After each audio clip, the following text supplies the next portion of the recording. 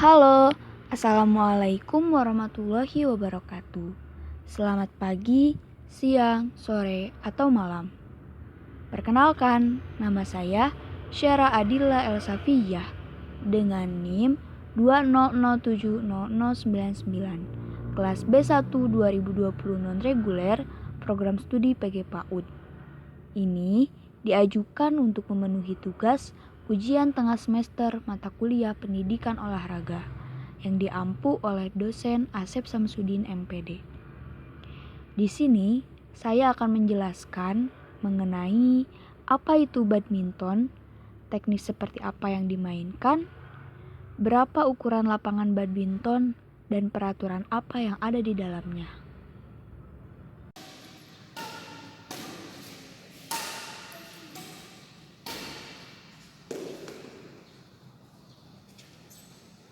Bulu tangkis atau badminton adalah suatu permainan olahraga menggunakan raket yang dilakukan oleh dua orang atau yang sering disebut sebagai pertandingan tunggal dan dilakukan oleh dua pasangan atau yang sering disebut sebagai pertandingan ganda. Ini dilakukan dengan saling berlawanan.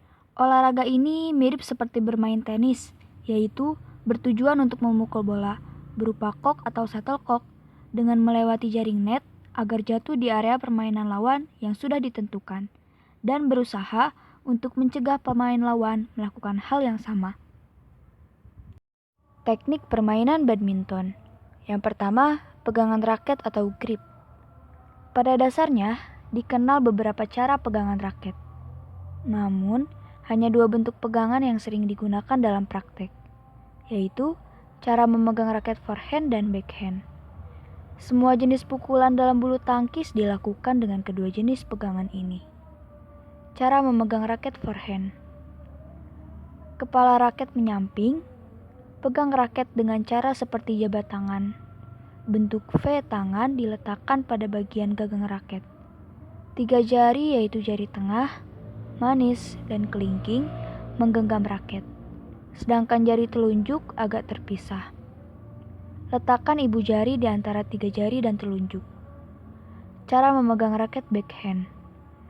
Untuk backhand, geser V tangan ke arah dalam. Letaknya di samping dalam. Bantalan jempol berada pada pegangan raket yang lebar.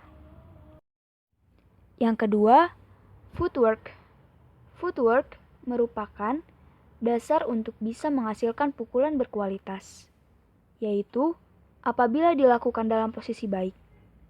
Untuk bisa memukul dengan posisi baik, seorang atlet harus memiliki kecepatan gerak. Kecepatan gerak kaki tidak bisa dicapai kalau footwork-nya tidak teratur.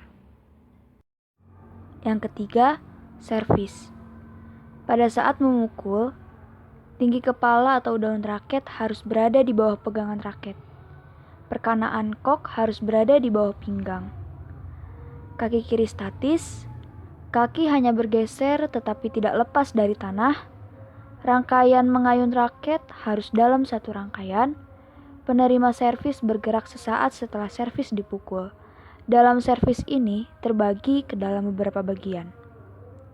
Yang pertama, servis forehand. Dalam servis forehand pun terdapat dua bagian, servis forehand pendek dan servis forehand tinggi. Servis forehand pendek. Tujuan servis pendek ini untuk memaksa lawan agar tidak bisa melakukan serangan. Selain itu, lawan dipaksa berada dalam posisi bertahan. Variasi arah dan sasaran servis pendek ini dapat dilatih secara serius dan sistematis. Kok harus dipukul dengan ayunan raket yang relatif pendek. Pada saat perkenaan dengan kepala atau daun raket dan kok, siku dalam keadaan bengkok untuk menghindari penggunaan tenaga pergelangan tangan. Dan perhatikan peralihan titik berat badan Anda. Cara latihannya adalah menggunakan sejumlah kok dan dilakukan secara berulang-ulang. Servis forehand tinggi. Servis ini terutama digunakan dalam permainan tunggal. Kok harus dipukul dengan menggunakan tenaga penuh agar kok melayang tinggi dan jatuh tegak lurus di bagian belakang garis lapangan lawan.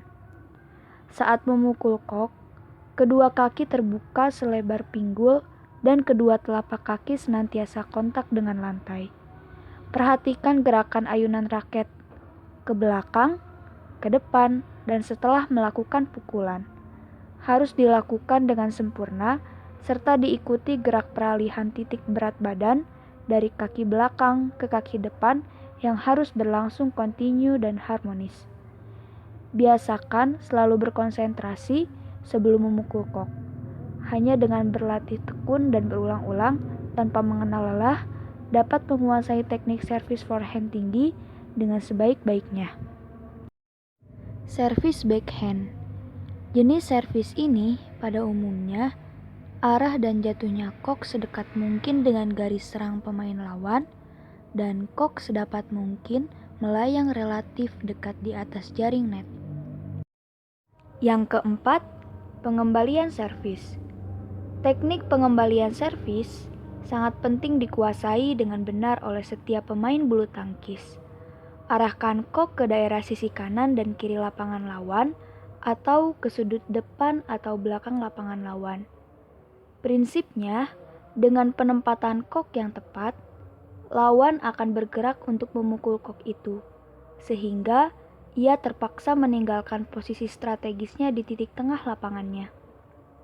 Dalam permainan tunggal, sebaiknya servis lob lawan dikembalikan dengan teknik pukulan keras dan tinggi ke salah satu sudut bagian belakang lapangan lawan, atau dengan teknik pukulan pendek, drop pendek, ke sudut depan lapangan lawan.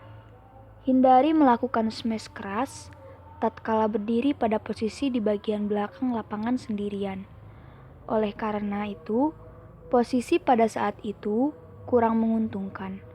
Apabila smash dapat dikembalikan dengan penempatan yang akurat atau terarah oleh pemain lawan, dalam permainan ganda seharusnya kok dipukul terarah cepat dan arah pukulan senantiasa menukik jatuh ke lapangan lawan atau ke bagian tubuh lawan. Yang kelima, smash, yaitu pukulan overhead atas yang diarahkan ke bawah dan dilakukan dengan tenaga penuh. Pukulan ini identik sebagai pukulan menyerang. Karena itu, tujuan utamanya untuk mematikan lawan. Pukulan smash adalah bentuk pukulan keras yang sering digunakan dalam permainan bulu tangkis. Karakteristik pukulan ini adalah keras, laju jalannya kok cepat menuju lantai lapangan, sehingga pukulan ini membutuhkan aspek kekuatan otot tungkai, bahu, lengan, dan fleksibilitas pergelangan tangan, serta koordinasi gerak tubuh yang harmonis. Dalam praktek permainan, pukulan smash dapat dilakukan dalam sikap diam atau berdiri atau sambil loncat, yaitu king smash. Oleh karena itu, pukulan smash dapat berbentuk pukulan smash penuh, pukulan smash potong, pukulan smash backhand, pukulan smash melingkar atas kepala. Teknik pukulan smash tersebut secara bertahap. Setiap permainan harus menguasainya dengan sempurna. Manfaatnya sangat besar untuk meningkatkan kualitas permainan. Yang keenam, netting. Adalah pukulan yang dilakukan dekat net. Diarahkan sedekat mungkin ke net. Dipukul dengan sentuhan tenaga halus sekali. Pukulan netting yang baik yaitu apabila bolanya dipukul halus dan melintir tipis dekat sekali dengan net. Sarana dan prasarana bulu tangkis. Yang pertama, lapangan bulu tangkis. Harus berbentuk 4 persegi panjang dengan ukuran panjang 6,71 meter dan lebar 6,10 meter serta tinggi net 1,52 meter. Yang kedua, net dan tiang. Net terbuat dari tali halus dan berwarna gelap. Lubang-lubangnya berjarak antara 15 mm.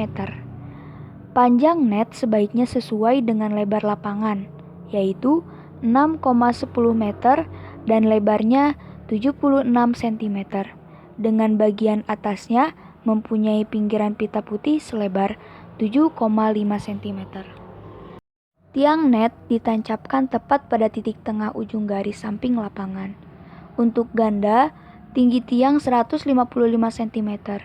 Bagian paling atas net di bagian tengah berjarak 1,524 meter dari permukaan 20 lantai dan pinggiran lapangan berjarak 1,55 meter di atas garis tepi permainan 20 ganda. Yang ketiga, kok atau shuttlecock. Kok biasanya terbuat dari bulu angsa buatan pabrik.